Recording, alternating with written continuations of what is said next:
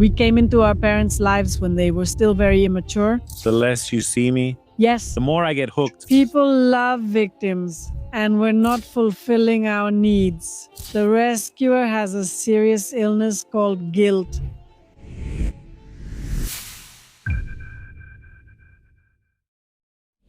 Comunidad Conquistadora, welcome to another episode of this Conquista tu Mundo podcast. Today, I'm very happy because I have a guest who's already been here before, a very good friend of mine, an expert on the topic we're going to talk about today, childhood wounds. But how do they show up in relationships and the so-called toxic games they cause? So with us today, Anamara Orihue. Thank you, Johnny Abraham. How are you, community? How are you? I'm happy because I always love sharing with you. Me too. I think the topics we've discussed are always deep. I love them. We already have 2 episodes on this podcast. You can go check them out in previous episodes. And honestly, since I met you in one of them, I've seen you at events for the publishing house where we're about to publish my book, which is No Tea Cases, but where all of yours are too, which are Doña Huevote, Hambre de Hombre, which others? Transforma las heridas de tu infancia, más allá del sobrepeso, sana tus heridas en pareja. No, a true best-selling author, one of Penguin's favorites. And the truth is that you know a lot about childhood wounds. Here's what I want to discuss today because Yes, because that topic never ends. it never ends. And honestly, many people find the topic boring. Like, oh, childhood wounds, like, stop being victims. That's boring. Just live in the present already. Yes. Stop digging up the past. But the problem is that it spills into the present. Yes. And we see it there in relationships. So you suggested a wonderful topic for today, which is the games couples play. Yes. Toxic games, what do you mean? Toxic games. Look, we're all searching for connection and bonding. Even if we don't know it, even if it scares us a lot. Uh-huh. I mean, deep down in our soul, what we need is to feel that you listen to me, that you see me, that you accept me, that you love me. That's bonding. But in order to reach that connection and that bond, first we have to work with our armor that's very good at controlling. To play games so I can make you disappoint me because I don't believe in love and I'm going to do everything so that in the end you betray me. Games so that in the end you need me and I leave you. I mean, our armor, the most painful part of us, actually doesn't believe in love, is afraid of real relationships, and only knows how to connect through psychological games. Would you say that this armor is the ego, the one we build to protect ourselves and survive this pain? Exactly. I mean, that ego that has become the one running the whole house, right? I mean, I would like you to love me and to have real relationships, but since I don't, I feel less. So I'm going to come into your life and try to fix everything for you. You need money, I'll lend it to you. You need a lawyer, I'll get one for you. You need to move, I'll help you. That's who I am, right? I mean, I play any kind of game so that you really see me, so I can feel like I could be chosen. And that ultimately leads to a game and a life script. Or even to self-fulfilling prophecies that we already have. As you said, I don't believe in love and unconsciously do everything to prove myself right since my ego can't be wrong. So before we get deep into that, tell me a little bit about how this armor is formed since we're kids. Just to review the topic a bit, which prevents something from coming out and something from coming in. I mean, the beautiful love, the good love, the genuine love. Yes, okay, that beautiful love is created since we are children and our parents foster it through the way they look at us. I mean, through their acceptance, through their protection, their closeness, the healthy bond they establish with us. But the vast majority of our parents actually don't have that muscle developed. The vast majority, when we're little, are in survival mode. They have relationship issues and money problems. I mean, let's say we come into our parents' lives when they're still very immature. I mean, I think it's happened to all of us that as the years go by and you work on yourself, you realize that when your child was little, you made a lot of mistakes because you didn't have the maturity. Because really, life makes us, not life itself, I mean, life, the process, our own choices help us to mature. But when our kids are little, we almost always mess up. That there's a very famous phrase that sounds like an excuse. It's understandable, but here I want to call attention to it, which is nobody prepares us to be parents. Nobody prepared our parents to be parents, right? At home, nobody taught us that, at school, neither, and in the news or movies or nothing either. But I do think that now, in this era of information, artificial intelligence, online courses, therapy, tools, books, now it's we have to prepare ourselves before becoming parents. Because if you don't, you go in blind and switch into survival autopilot, and you have children who go on to repeat everything you weren't able to break at the time. Yes, and I'll also tell you, Johnny, it also has a lot to do with the internal process. I mean, you can be someone who has a lot of information and you love reading books and listening to podcasts. I mean, you can be someone who has a lot of information. That helps a lot without a doubt. But when we have children, it puts all of us face to face with who we truly are. And who we truly are lies in how much we've matured and healed deep down. Our children always give us that challenge. So that's the ego. I mean, when I haven't worked on my ego and I'm a person, for example, I'm a narcissistic dad who teaches his children that they're the best and that they don't have to make their bed, they don't have to wash their dishes, they don't have to clean up their mess, and that they can be whatever they want. I mean, that dad who isn't very clear that his duty is not to raise his children to be lazy, but really that they have to learn to clean up their mess, to be mature, and to make decisions. I mean, this happens a lot, right? Like you had a childhood where you weren't seen, you were bullied, you experienced poverty. And when your children come along, then that story really hasn't healed and you repeat those patterns. So when you repeat, we inherit the ego, our narcissistic, controlling, perfectionist ego, our ego that wants to be special, different, that wants to be the best of all. I mean, this ego, it's not that it's bad to have an ego. Because sometimes we think that the ego is selfish or that the ego is bad. Actually, thanks to that ego, we survive. I mean, thanks to that ego. For example, imagine a child whose parents were always working, fighting, doing their own thing. And they developed a nice, accommodating, incredible, easygoing personality. And then suddenly their parents looked at them and said, "Oh, how lovely, how charismatic our child is, so easygoing." And so that ego helped them be seen by their parents and by others. So, in a way, it makes sense. It's okay, but you learn to relate from that ego. Yes. And that ego plays games. Uh-huh. The ego doesn't relate from the true self.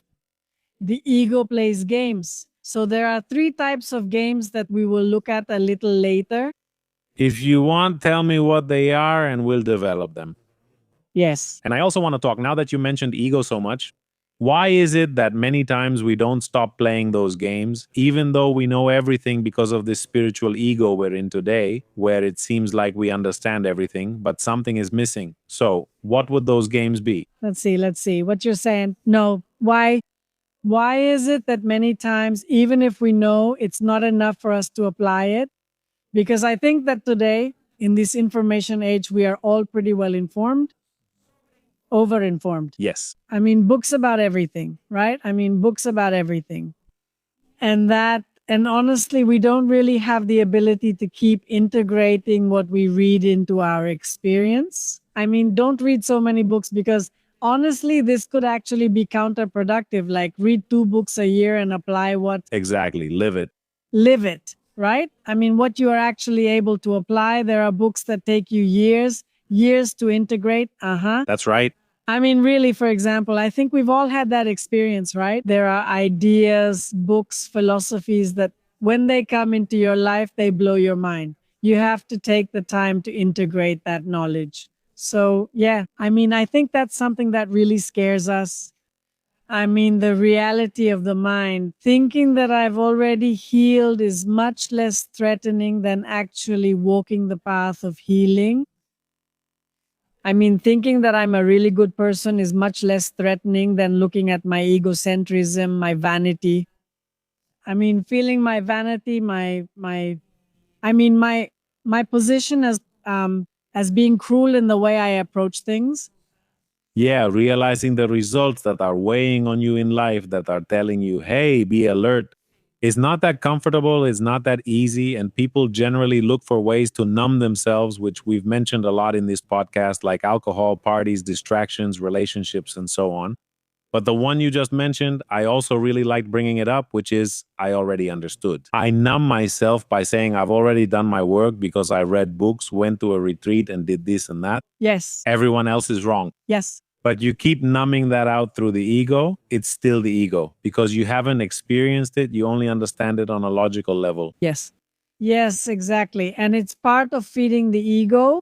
I mean, the ego is always looking to feed itself in order to play its games in a more sophisticated and intelligent way. Okay. So, for example, the ego of the one who knows everything is the ego of the persecutor. Okay. I mean, he or she is a person who likes to carry themselves with authority around others. Okay. Who has a lot of expectations about themselves, about who they are, about life, about people. And then A kind of idealist. a kind of idealist, someone who always has high standards for everything. I mean, they meet someone and immediately buy into the image, like what he or she wants to see as good in the other person. I mean, they don't have an objective view. You can tell this person is amazing, committed, super smart. I mean, they tend to idealize people and situations. This business is something like I mean, they always give everything inflated and with high expectations. Okay. I mean, it puts makeup on and filters everything, but with Instagram filters, not like a real filter. That's what I mean. Yes. To choose better. I mean, he sees everything the way he wants to see it. Exactly. Okay. So I meet someone and I hire someone for my team. And then I buy into the idea that this person is a master at this and has a lot of knowledge. So I hand everything over and I trust them a lot. And what's going to happen? Well, of course, they're going to disappoint you. So what the persecutor is doing is setting traps to be betrayed and to have the justification to persecute, to belittle, to ignore, to step on, to teach a lesson, to say, see, you don't know, don't you have common sense? You just don't get it. Your brain just doesn't work. So, just to be clear, it's a persecutor in a bullying or threatening way. Exactly. He's a predator. Pay attention. He's a predator. He's a predator? Okay. Yes, I mean, he likes it. He likes, unconsciously, he likes to interact with weak people.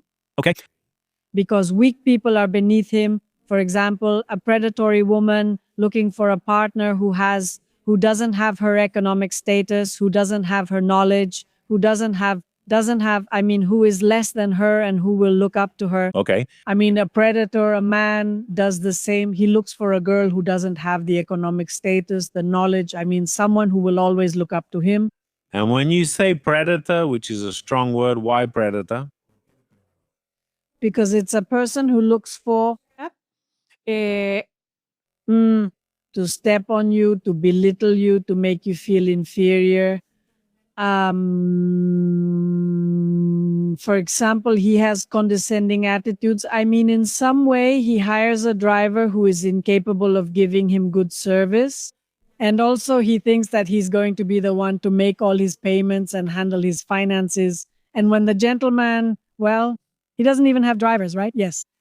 To the employee, to the partner, that's right. I mean, the predator doesn't realize it, but he's trapped in a need to betray. Okay. And he chooses exactly the circumstances that will make him feel betrayed so that then he can feed the ego of I can't trust anyone.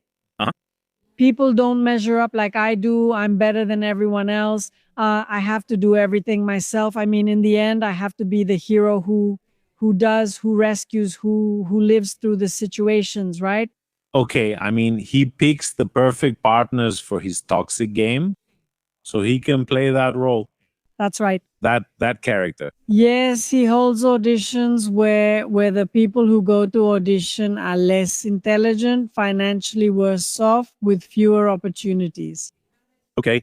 In need in some way, right? I mean, he's the narcissistic predator. How does this look in a relationship, for example?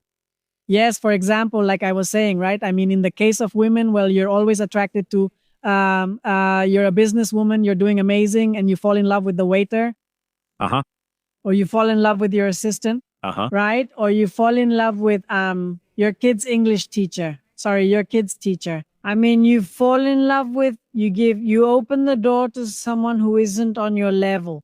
I mean, you're really going to be able to teach them a lesson. You're going to control them. Later on, you'll say they don't have the intelligence. It'll never be enough. Okay. I mean, it's a really intense game. Very, yes. And I imagine that with men it's more subtle because generally, correct me if I'm wrong or confirm it, women usually look for someone who is above them, Yes. to look up to him and all this stuff that's kind of very conditioned. Yes. So they want someone who's just as smart or even smarter, just as successful or even more successful financially. Right. That's very common in Mexican and Latin culture. Yes. And so that's the perfect disguise for this kind of narcissistic predator, because you say, oh, you're letting me in because I'm strong. So automatically you want to be with me. Yes. And then I make you pay for it. That's right. Right? I mean, from the woman's side, it looks really obvious like, hey, that girl is so sharp. Why is she with someone who's not on her level? Of course. But with the man, it looks like this fairy tale princess story. Of course. Right? Exactly. Like, look, he's going to rescue her. He's going to give her everything. So how do you tell the difference when it's a good man who might put you in a better position? Yes. When is someone this kind of predator? Because there's a power play. I mean, the predator puts themselves above the other person through that control. Okay. Actually, they're not horizontal relationships. And in the end, there's a game where it makes a fool out of you. Okay. I mean, imagine you as the man coming home where your wife has been taking care of your kids, cooked, managing the house, and then the predator comes in and says, "What did you do all day?" I mean, you couldn't clean the bathrooms properly, or what did you do all day? You didn't even have time to go to the supermarket. I mean, it's humiliating. And also the person who is in the inferior position, like you said, it's not horizontal, but vertical, is going to constantly feel like they're fading away. That's right. Not flourishing. That's right. I mean, she's going to feel put down, like never valued, always compared to others. Okay. Never will she make it. I mean, it's a very twisted game because the person under the predator's yoke feels trapped in a reality where she never measures up. Okay. And she also starts to lose self-esteem, self-love. I mean, no matter how much you do for him or for her, it will never be enough. This kind of wound or programming is something that the person who enters this kind of relationship must have, because someone with this secure attachment you mentioned and this awareness, they could notice certain signs and say, I don't belong here. Of course. But there are people who cling more, who stay longer, and narcissistic abuse thrives. Yes. What does a person who might be listening to us, who has been in this kind of situation, need to heal in order to say, from now on, can they filter things a little better? Yes, let's see. The predator has a betrayal wound. I mean, they don't trust anyone. When they were very little, their first loves betrayed them. Their parents, their caregivers. Their parents and their caregivers. I mean, the girl's father betrayed her. The boy's mother betrayed him. Okay. And really, they had experiences that confirmed it for them in elementary school or with their girlfriend in high school, that you shouldn't trust, that love didn't exist, and that relationships were about control. Okay. Who loved more, who controlled more, who needed more. The predator always seeks to be needed. Okay. So he's an expert at smelling blood in someone who's needy. Okay. I mean, he's an expert at sensing need. Okay. This girl has never been protected, so I'll give her all the protection. So In what way can you tell the difference besides control? Because you see, even though it's human to want to control, how can you tell the difference between someone who's trying to stop being the one who carries everything and someone who really is a predator and where it's clear you're not going to thrive in that relationship, but instead you're going to fade away? I mean, what other signs or red flags like control can we see? Humiliation? Yes, yes, well, put downs. They never acknowledge what your qualities are. Their interest is not for you to, let's say, take off. It's that you always need him or her, That you are dependent that you are dependent. and you can't. That's right. Okay. I mean, there's always a certain position where you never feel like you measure up to the predator. Uh-huh. I mean, you don't feel accepted, safe, right? Because that also happens to men. There are a lot of female predators too. Yes, and even more now. And even more now that we have financial independence. I mean, it scares us, right? A real love, an equal connection. Yes. So, what could be better than, well, dating the gym trainer, right? I mean, he's the guy who is going to look up to you, of course. He doesn't have your financial or intellectual opportunities. You're doing amazing. You go out with him. I mean, that's fine. I'm not saying it's wrong to date the gym trainer, but Yeah. If there's a huge difference in intellect, emotional maturity, finances, everything. yes, Or the gym instructor with the other woman below him. I mean, the point is that it happens a power relationship. equal, so no one is above the other. That's right. We're using an example, but people have to interpret the obvious example. Yes. I mean, the predator is always targeting people who have less power, less knowledge, and less ability. But then and that's kind of what I wanted to tell you. How much does it really save you? Or is it actually just promising to save you while really dragging you down? Yes, it saves and it drags you down. I mean, at first, yeah, everything's fine. The famous love bombing. They'll always make you pay for something. I mean, the predator will make you pay. I mean, they rescued you, yes, but they made you pay for it. And they keep making you pay. And besides, you always have to be careful, right? Because if you're not clear about your boundaries, I mean, suddenly you're left without, for example, now you live in their house, you don't have a job anymore, you're completely dependent on him or her. I mean, they've already done everything, woven the whole web so that you're totally dependent on that person. You don't feel free, flourish, have social circles. You end up isolating yourself. And you fade away. You fade away because besides, you don't feel that smart or that attractive or anything, right? I mean, I think healthy relationships have a sign, and it's that both people grow. Of course, I agree with that. I mean, both of them, not just one. When one grows and the other doesn't, then someone is crushing you. Yes. And this doesn't mean that it's always pleasant, harmonious, nice, and that you won't sometimes feel a little down because the crisis is really tough. But in the end, you see progress. You see how both of you don't let go. You support each other. I mean, there really is that sense of love. Of course. Theme. Yes. And the difference is that, let's see, we all can, you just said it, right? I mean, I grew up with this armor of being the rescuer, the hero, the one in control. Now I recognize it. I've worked for a long time so that it doesn't control my life, my most important relationships. And that's it. I mean, that's what it's all about. When we are aware of our predator, then we can make it work in our favor. And what would be the balance? I mean, how do you break and heal? Because let's see, I think I left a thought unfinished, right?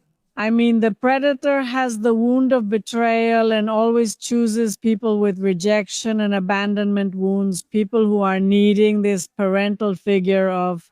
The predator is like a father or a mother. Yes. Who is always testing you and tells you you didn't make it, try harder, put in more effort. No. And it feeds the idea that if I'm not enough, they reject me or abandon me. Yes. Okay. Exactly. Or you never measure up. It's this authoritarian, strict mom who always made you feel like you weren't enough. That no matter what you did, she wasn't going to see you and she wasn't going to give you recognition. So as a child, you had a predatory mother or father. No. That you felt rejected. So it's likely that you'll unconsciously feel comfortable with a predatory partner. That's a strong word because, I mean, yeah, it's I mean, it's hurting your self esteem, Yes, your self love. Of course, you're allowing it too. of course. But it is draining all the good out of you because this game you talk about feeds on that. It's, I'm going to play the role of the one who will never feel Enough. enough for you to play the role of someone who doesn't validate me, see me, or listen to me at all. So the less you see me, Yes, the more I get hooked. that's right. And the more I beg you, the more you feed off it too. That's right. You get even more hooked. Exactly. And it's super toxic. And it's a game of pain that keeps us trapped in childhood in the past. It doesn't allow us to connect and fulfill our emotional needs. In other words, it simply keeps us in a compulsion, stuck in a pain and ego game. But we're not fulfilling our needs, right? So just imagine a relationship like that, and then they have children, Ew. right? So maybe I'll raise a little predator just like me. And the two of us become little predators targeting your mother, right? Or to my partner, to his mother. So that's how they become, that's how relationships are formed, right? This well known violence by proxy, for example, right? I mean, the predator who picked a girl who was permissive, weak, and also not necessarily someone who seemed like that, right? Because many of them, for example, are women who studied, women who have financial means. But the predator learns to read their weakness, and that turns into a cancer for them. As he traps them, as he weakens them, as he keeps. And that would be the clearest symptom, right? I mean, one thing is, as I say in my book that's about to come out, which is called No to Cases, I'll let you know when it's released. Loving from the wound is one of the two most common ways people enter relationships. That is, you enter the relationship through the wound. Yes, The trauma match. exactly. Another is awareness, the least common. It doesn't matter if you start from hurt, since there are many chances to heal, grow together, and see progress. And so you can see that it's getting better, or it's healthy, or it's something that can really grow into a solid, loving relationship. Yes. But when you're feeling worse and worse, that's a big sign that, well, you're in a toxic game like the one you're talking about. So we agreed the predator is in this first game of the three we're reviewing, right? Uh huh. It's a betrayal wound Of betrayal, which usually involves someone with an abandonment wound or rejection. or rejection. Both constantly reinforce each other with their dynamics. That's right. Okay. And the person who has a rejection or abandonment wound almost always plays the other game. It's the victim's role. Very common. That's right. Okay. It's a big game too. Uh-huh. I mean, here the victim isn't a weak or needy person. No, I mean it's a game. Yes. What does that game look like? I mean, I also cast someone as the predator Mm, because I need to feel diminished. No, maybe trapped, victimized, weakened, that life is tough, that I can't handle everything. I mean, I need to create hellish situations where I feel trapped in a reality with no way out. in the case of someone who plays the role of the predator, the reward is possibly very clear. It's that you have someone who's always accommodating. They give, and you just receive. Yes, And you spend your time feeling superior. yes, But what's the reward? Because there are rewards. yes. For the person who plays the victim, Well, not taking responsibility, making sure there's always someone who solves things for her, who rescues her. of course. I mean, people love victims. I mean, all the attention is always on the sibling who needs help, who doesn't have money, who needs to be paid for, who all the parents' attention, everything. Well, on social media, if you look, there was a trend that was really popular where everyone would post themselves crying. And those videos went super viral. I mean, I get that we all can cry, that things can be complicated, but they understood like, Oh, playing the victim gets us likes. Exactly. so it's like people like we look for empathy. Yes. And we're empathetic too. Well, yes, we resonate with that. But when it turns into this game, Yes. eh, it's like this person, correct me if I'm wrong or confirm it, is still that baby who has everything solved for them. Of course. A child. Yes. That's the benefit of the victim. They never grow up. Ah. They always find parents who solve things for them. They never fully take responsibility. They manipulate, they blackmail, and others take care of their whole life for them. I mean, they're not a poor thing. No. I mean, actually, the person who's gotten used to constantly complaining because their boss is a jerk, because their partner is abusive, doesn't love them, is against them because everyone is against them, because, I mean, the victim is addicted to complaining.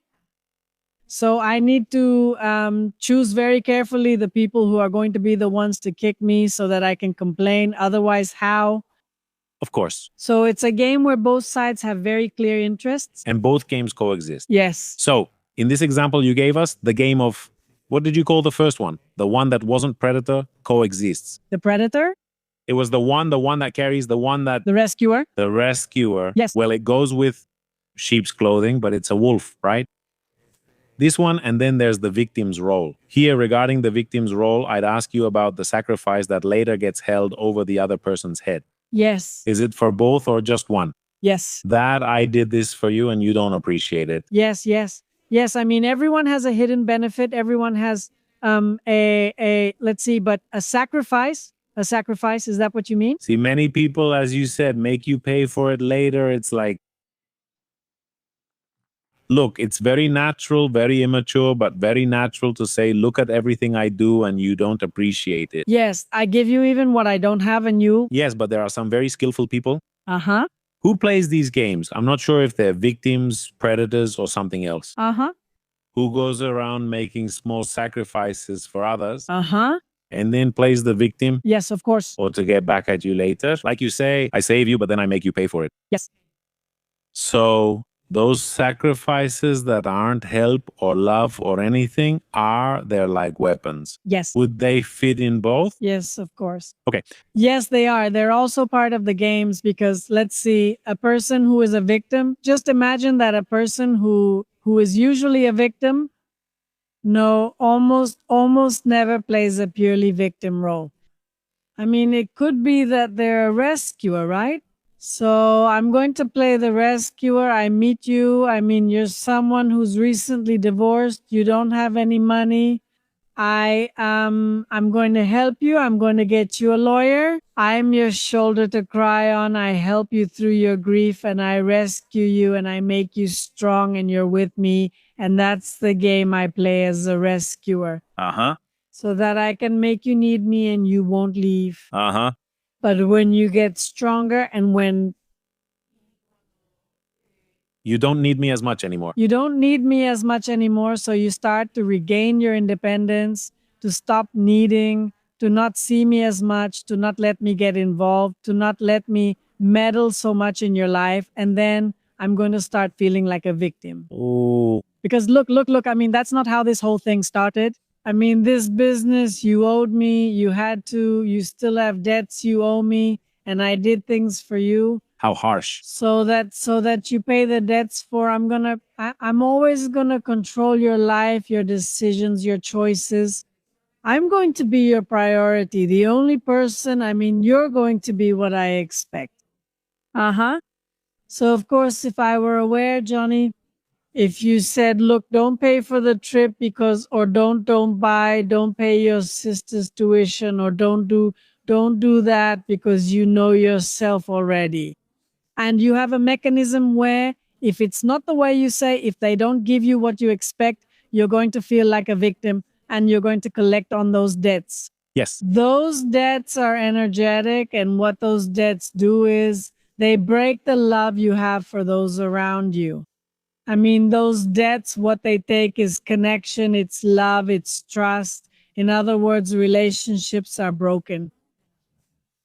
Yes, they wear down the connection due to constant friction. But in the end, look, I don't know if the term is correct, but there's a longing from a very noble child who just wants, look at me, listen to me, pay attention, love me. But this ego that was built in this very complicated social world, yes, it's violent, it's brutal, like we say in Mexico, it's manipulative. Yes. So, okay, they can coexist. You can even switch. Now you're going to do this one and I'm going to do the other. Okay, perfect. Like a little kid who switches roles in a game. Perfect. It's not conscious. It's not said. You mentioned a third one, Yes. either now or we have more to address about the victim role. Yes. I mean, we have the predator, Okay? we have the victim, okay, and we have the rescuer. And the rescuer is this one, right? Like, I'm going to rescue you. I'm going to solve things for you. I'm going to pay for you. I'm going to be your emotional coach, whatever you need. But there comes a point when you already owe me for all these bills. The rescuer becomes, is a rescuer one? I think it's much more someone who feels like they're good scares me more. Ah, Someone who is obviously a neurotic person who puts you down, because you already know, they're going to mess with you, they're in a bad mood. It's a person who likes to feel they're better than everyone else, moves fast, always feels like no one measures up. You already know them. But what about that person who takes on the role of the good one? uh-huh. Cute. She speaks in diminutives. She's someone whose identity is truly about loving to give to others. Her calling is to help. And she loves it, and she has a great knack for attracting people she ends up carrying, giving to, solving things for. For example, at work, she creates teams of people who are like her children. Her partners are like her children. In all her relationships, she or he is always creating dysfunctional families where she takes care, allows, helps, pays. The rescuer has a serious condition called guilt. Guilt. Guilt is what drives the rescuer's life. Why does he feel guilty? Guilt for not giving, guilt for saying no, guilt for being the one who owes, the one who doesn't have the means. For example, she's at the restaurant eating and a child who has nothing to eat walks by and she feels guilty. She can go on a trip or he can go on a trip, but if her sister can't, she feels guilty. And what do you think causes that guilt? Well, it comes from childhood up to the rescuer has a humiliation wound. And the wound of humiliation is related to parents or with a mother, almost always a very controlling mother who made you feel that you were responsible for her, a mother in the victim role, who complained about dad to you, who complained about money to you, who complained, was sick, was depressed. You had a mother who was a burden with her expectations, with her crises, with her illnesses. So, when you were a child, you felt responsible for that mother. You felt like you were carrying that mother and that you were guilty if you enjoyed yourself and if you were just being a kid. So, you learn to feel sick with guilt all the time. Okay, so he or she has a humiliation wound. Yes. Who does he or she match with? Well, the same, right? With a victim, it's a perfect match. Of rejection or abandonment. Yes. Okay. Yes, yes. Rejection or abandonment. It's almost always abandonment. Abandonment. It's like the wound we all have in some way, right? Totally. Yes. And sometimes we play that game even if we have other wounds. It depends, right? There are people who, let's see, you've had different partners in your life. Probably with some of them, you've played more of a rescuer role than with others. 100%. More of a persecutor role than with others. Even more of a victim role. 100%. Do you think that even if the gunpowder is yours, do you think your partner sets it off? Of course. Okay. Yes, yes. Because look, imagine you start a relationship with a guy who starts giving you things, paying for things, solving things for you, and he gets your brother a job. They're starting to start a game. Yes. I've been with a woman, well, with one woman in particular. I've been with women where I felt like that game wasn't so clear. I've been with women where I feel like a while ago, right, I can sit down and they pamper me and everything. And I think that's really nice. And it turns out that, yes, they're the ones who do everything to pamper me, carry me, rescue me, whatever it is. And there are others where I've been that person. So it makes a lot of sense to me. And then I ask, and here it's just gossip and a little bit of philosophy. It's besides healing the wound you need to heal, could you look for someone more compatible with the roles? I mean, actually, will there always be roles? Yes. Will there be a time when, if both heal, there are no roles? No, there will always be roles. So that's a very interesting point because even if you heal, there will still be roles. Yes. I have to see who triggers which role in me. Yes. And also that they're not automatic. Yes. That you decide to do it. That you say, okay, let's see. My husband, who tends to play the victim, is already lying on the floor. I'm not going to rescue him. Okay. Or my husband, who tends to play the victim, or my wife, who tends to play the victim, is already lying on the floor. I'm going to say, my love, I'm here. You're not alone. But I'm not going to rescue them out of anxiety or guilt. Rescue them. Or if they tend to be a rescuer, I'm going to try not to put everything on them. Yes. That he's not trying to rescue me. Of course. Not being such a victim. Yes, exactly. Setting boundaries. Yes, I like how you put it. Those balls in quotes. Yes, because you see, you have this tendency to be a rescuer. I mean, if I go into my victim role, then I'm going to give up my power. Yes. But if I'm aware and I don't want to because I already know how those games end, I mean, those games have predictable endings. The rescuer is always going to be betrayed. Okay. He won't trust anyone and he'll end up alone. Like a self-fulfilling prophecy. That's right. The victim will never take responsibility. She will always be abused. She will always be trampled on. It will never be enough. She will be trapped and won't have anything, and she will always suffer. Of course. And the rescuer will always be abused. I mean, others will take advantage of him.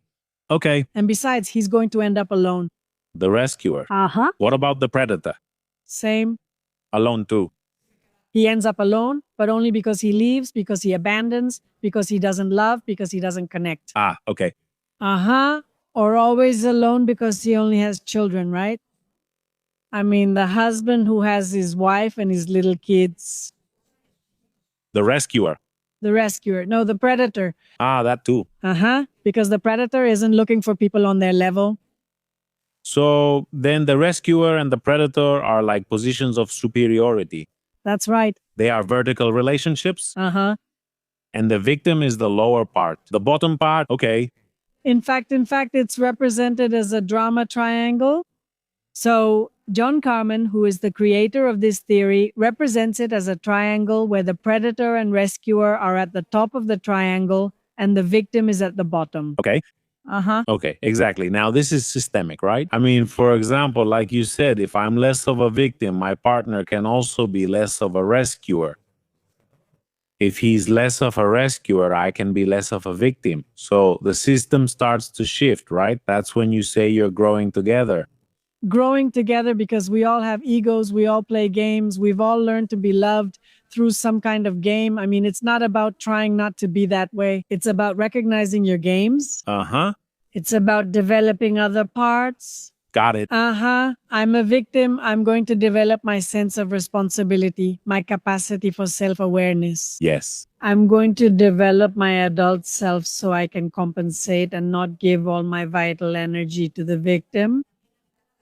Of course. I'm a rescuer, so I'm going to develop my ability to set boundaries. The work to be able to manage my guilt. Stop being a mom and dad to my parents.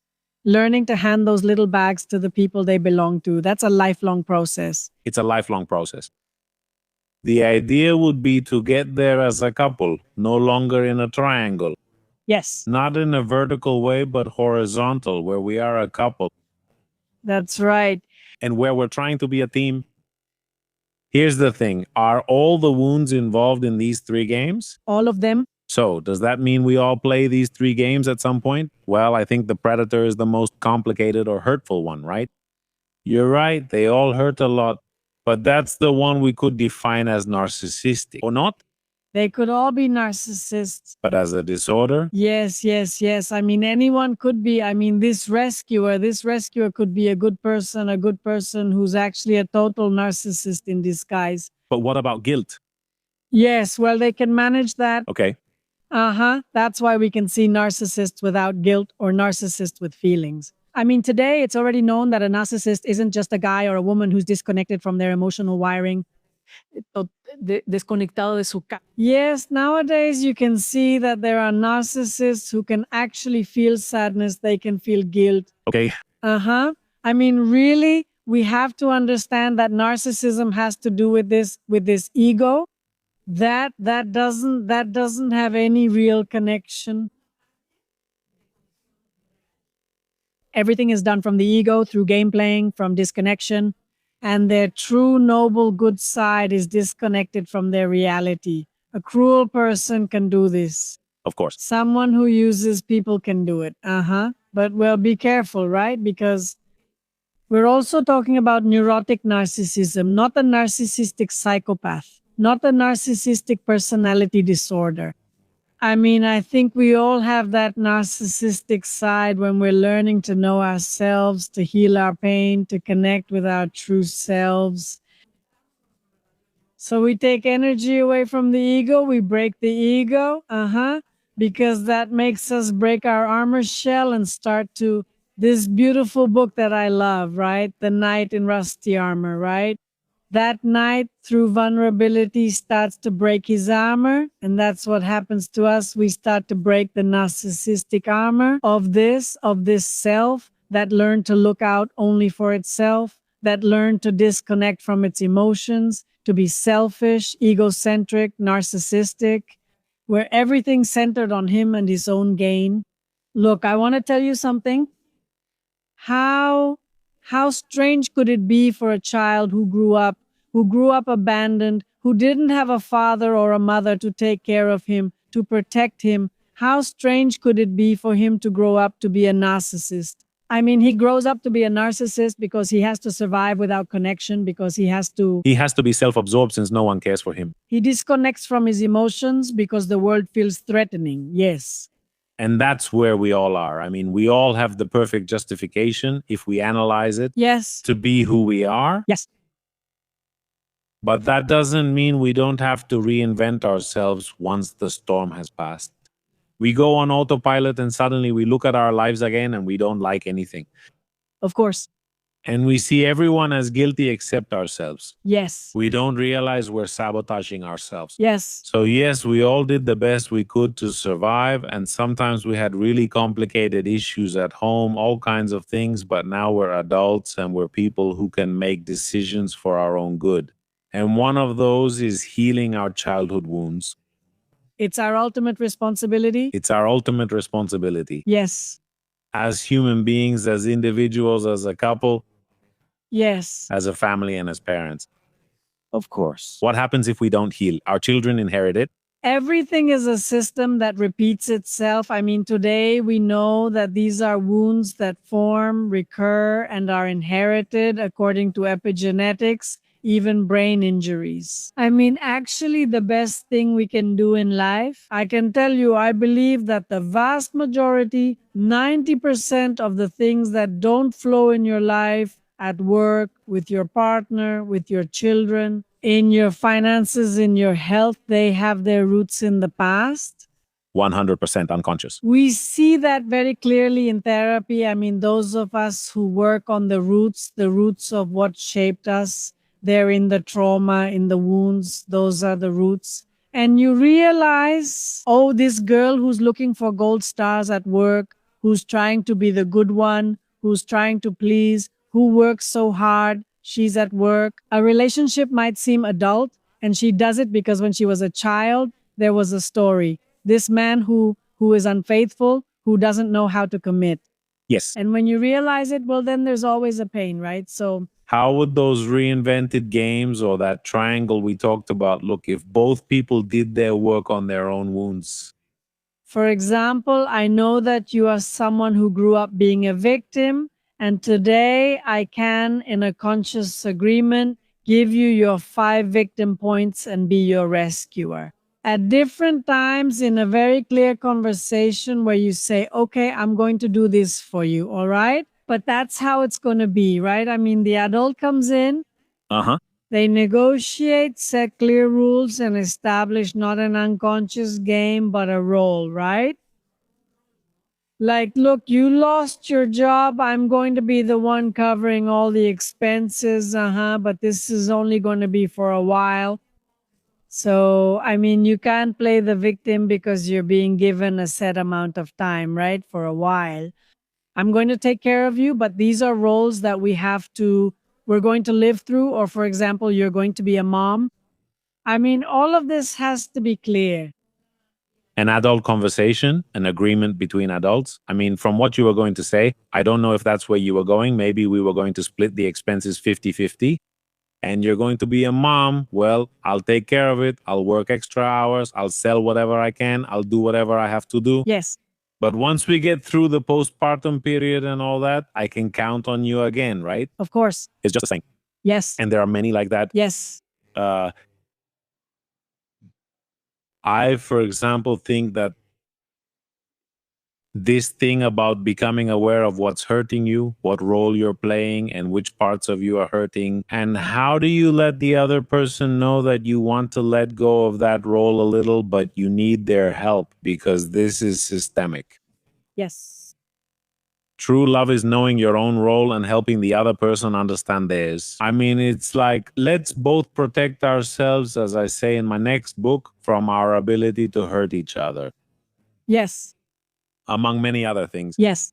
Isn't this game really toxic? Totally. Yes, I think that, I mean, for me, and I've said this many times, the concept of love is the ability to protect the other person from your pain. Look, That's love. yes. I mean, if I have the ability to keep you safe from my put downs, from my persecuting behavior, from my victim mentality, From my controlling behavior, from all these games, because I take responsibility for this part of me that learned to play this way, I mean, then I really do love you. yes. Because I'm really not going to put these burdens on you. Of course, because otherwise it would also be like saying, hey, I'm hurting and harming and manipulating the person I say I love. Of course. That's love, that's violence, that's immaturity. Call it whatever you want. We've all gone through it at some level. Yes. And we've received the same because we're wounded children relating to each other until we decide to heal and grow. Of course. But true love, which begins within oneself by healing wounds, gets projected and reflected in your relationship. Yes, yes. Honestly, I think we've all learned to be more mature through failures, through painful relationships. I mean, every relationship you go through in life should help you realize that you're never a victim, that you always allowed or created it. And if we manage to learn, I mean, where were you choosing from? I mean, what's the opportunity here? I mean, it's not about you holding auditions for a partner and making sure they're not a persecute or a victim or a rescuer. No, no. Because actually, well, you're going to end up alone. It's like I told you at the beginning of the episode, there are two doors to enter love, or rather, to enter a relationship, because that's where you start to build love. The wound, the awareness. I wish I could say we all enter through the door of awareness. That's not how it is. Even those of us on this side talking about this have stumbled many times because of the wound, until we learn things about ourselves, about these topics, and now we help people walk the same path we did. But if not, then you spend your whole life playing that little triangle game you mentioned, Yes. and you say, why does love go wrong for me? Is it destiny, the cosmos, the chakras? No, man, it's your childhood wounds. Yes. Your subconscious? Yes, yes, yes. And I would add to this idea that we enter through two doors. Sometimes it's the same door. It's the same door where you think you're aware, and the path shows you your wound. Ah, well, I agree. Uh-huh. Yeah, you do end up going through the door of the wound. I agree. I mean, none of us are spared from having to keep growing. I agree. Yeah, I mean, it's never going to be something you do consciously from the start. Okay, yes, you went in consciously. And in that choice, that seems like you made it not from your pattern, but from your own decision. Yes. Then came Yes. the doorway to the wounds. You are entering new levels. Yes. and new challenges. Exactly. But there are people who go on autopilot because of this romantic conditioning that says, I want to get married now. It's what you're supposed to do, or because of their age. Yes. Some people accept things without question, while others come into it having done a bit more work on themselves. Yes. When faced with the wound, they just say, oops, maybe I missed it the first 5 times, but now I realize it's something I need to address. I'm not sure if it's mine, from the relationship, or from elsewhere, but there's something there that's not. And I think that's an important part of our awakening at that level Yes. of consciousness and to work on it. Yes. You constantly hold retreats, you have books, you offer courses. Where can people find you if they want to heal? Well, I hold retreats, 2 retreats a year in Cozumel. It's an amazing space where you can look at yourself, connect with the sea, connect with your vulnerability, and get to know other people. We work on healing wounds in Cozumel. I do this it's going to be from April 29th to May 3rd. April 29th to May 3rd. I also do a retreat for couples because I love working on wounds as a couple. I believe that when you understand your wounds as a couple, that's it. Well, no more games. Goodbye to the games. I mean, it's very beautiful, very powerful. I also have groups for couples, Zoom groups where we work for 17 sessions. The topic of childhood wounds. I give workshops. I have a training program with my methodology for coaches, for therapists, for psychologists to learn how to work with wounds deeply through the body, not just intellectually. Exactly, very important. I guide professionals for a year in applying a methodology based on somatic experiencing and the 5 childhood wounds. Okay. So, well, on my social media or on my page, Academia Anamar Orejuela, Orihuela. Okay. And there you can find everything. You can also find 2 very nice episodes where we talk about each childhood wound and several other topics. So, well, Anima, we will be following all that work very closely. Thank you. Karen, my wife, and Nicole, my sister, were at your retreat. They say it was amazing, so don't hesitate. Yes, well, that's it. And without a doubt, I also invite you to keep following me on that and many other topics. Go to the link I have in the description of this video.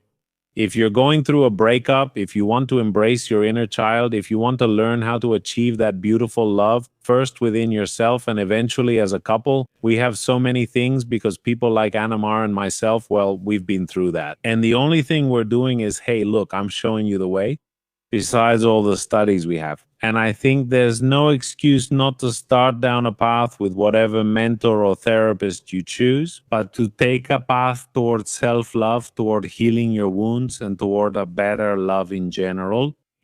Absolutely. So, Anamar, thank you so much. Thank you, Johnny. To everyone here, like this episode if you enjoyed the topic and want us to discuss more without inviting Anamar again. Subscribe so you get all the other episodes and share it because one by one we can make this world a little bit better. That being said, let's give Anamar a round of applause. Thank you. And thank you all because without you, this podcast simply wouldn't happen. See you soon. Bye.